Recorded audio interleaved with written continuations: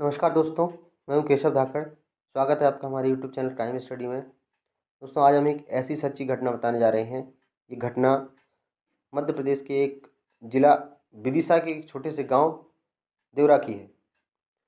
दोस्तों, उस गांव में राम कुमार चौहान, अपनी पत्नी सविता चौहान व दो बच्चे रोहन और रोशनी उनके साथ खुशहाल जिंदगी जी रहे थे। राम कुमार चौहान का लड़का रोहन बीएससी फर्स्ट ईयर में था और उनकी लड़की कक्षा 11 में थी। रामकुमार चौहान का कपड़े का कारोबार था, जिससे ठीक ठाक आमदनी हो जाती थी। रामकुमार चौहान अपनी लड़की रोशनी से बहुत प्यार करते थे। उन्होंने रोशनी को उसके 16वें जन्मदिन पर एक बहुत खूबसूरत हीरे की अंगूठी गिफ्ट में दी थी। रामकुमार चौहान अपने बच्चों की हर ज़रूरत को पूरा करते थे। रामकुमार चौहान के लड़के रोहन की दोस्ती अपने ही पड़ोस में रहने वाले एक जफ़र शरीफ से थी। जफ़र रोहन के साथ ही कॉलेज में पढ़ता था। जफ़र रोहन के घर अक्सर आया जाया करता था। जफ़र के पिता जो हैं मुस्तफ़ा शरीफ, उनकी जूते चप्पल की एक छोटी सी दुकान थी, जिससे जैसे तैसे करके उनका गुजारा चलता था। जफ़र अपने दोस्त रोहन से पैसों को लेकर मन ही मन काफ़ी ईर्ष्या रखता था, पर यह बात रोहन को कभी महसूस नहीं हुई। जफ़र दिखने में काफ़ी हट्टा कट्टा और आकर्षक था, तो रोहन की बहन रोशनी को मन ही मन जफ़र से लगाव हो जाता है और ये बात जफ़र भी धीरे धीरे समझने लगता है।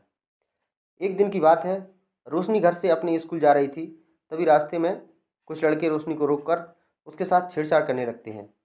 तभी जफ़र वहाँ आ जाता है और उन लड़कों को डांट डपट कर वहाँ से भगा देता है और रोशनी को बातों ही बातों में चाय पीने के लिए राज़ी कर लेता है।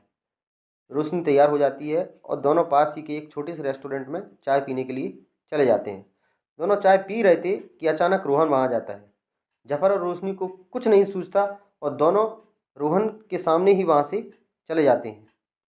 और घर पहुंचकर रोहन रोशनी से पूछता है कि ये सब क्या चल रहा है।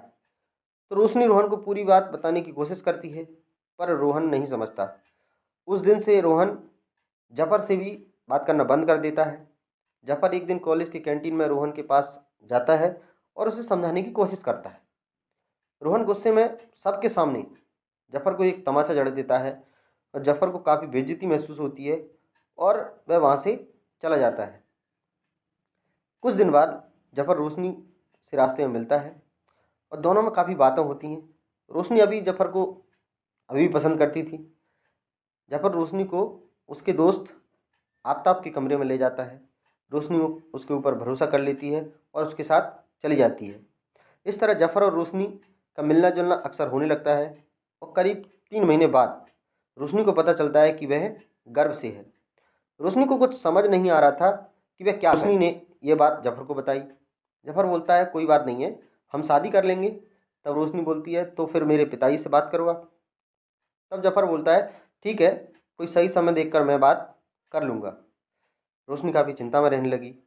एक दिन जफ़र रोशनी को अपने साथ घूमने के लिए कहता है और रोशनी भी राज़ी हो जाती है और दोनों विदिशा से करीब 35 किलोमीटर दूर जंगल की तरफ घूमने निकल जाते हैं।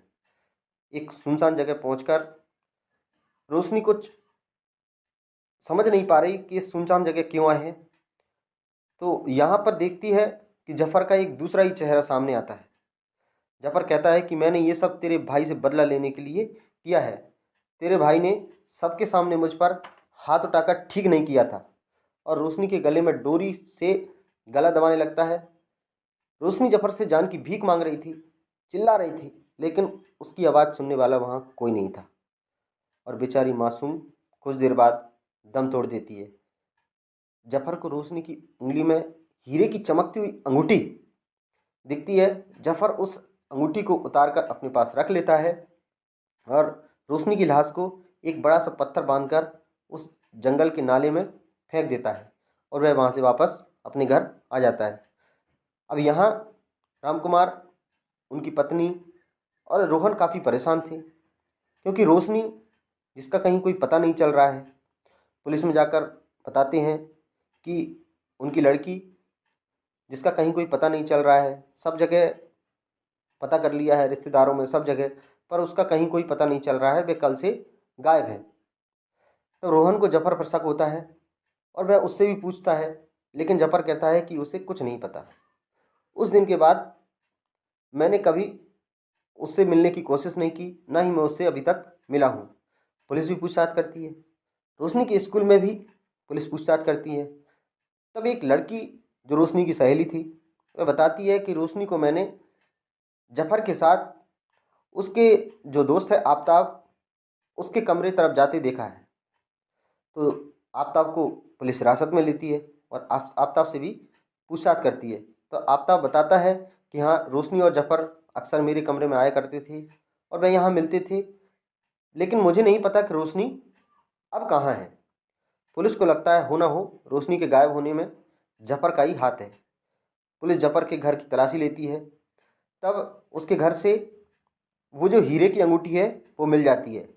इस हीरे की अंगूठी के बारे में जफर के पिता मुस्तफ़ा बताते हैं कि ये हीरे की अंगूठी को मेरा लड़का कहीं से लेकर आया है, पर इसके बारे में मुझे जानकारी नहीं है। और जफर पुलिस की हत्या चढ़ जाता है और उसे पुलिस गिरफ्तार कर लेती है।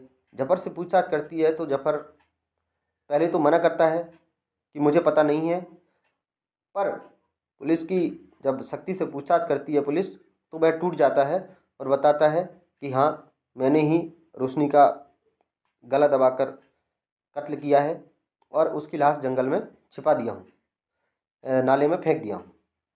पुलिस जफर को लेकर जंगल की तरफ जाती है और उस स्थान पर जाकर उस लाश की तलाशी लेती है। तो वह पाती है कि केवल कंकाल ही बचा है और जो कुछ कपड़े हैं वो और कंकाल, बाकी पूरी लाश को मछलियाँ या कोई और जानवर खा गए हैं। साथियों, इस दुखद घटना को आपने सुना कि एक छोटा सा बदला, तब एक थप्पड़ का बदला लेने के लिए उस दरिंदे ने उस मासूम की हत्या कर दी। दोस्तों, माननीय न्यायालय ने उस जफर को आईपीसी की धारा 302, 376 2N, 201 एवं पास्को एक्ट का दोषी मानते हुए वर्ष 2022 में आजीवन कारावास की सजा सुना दी है।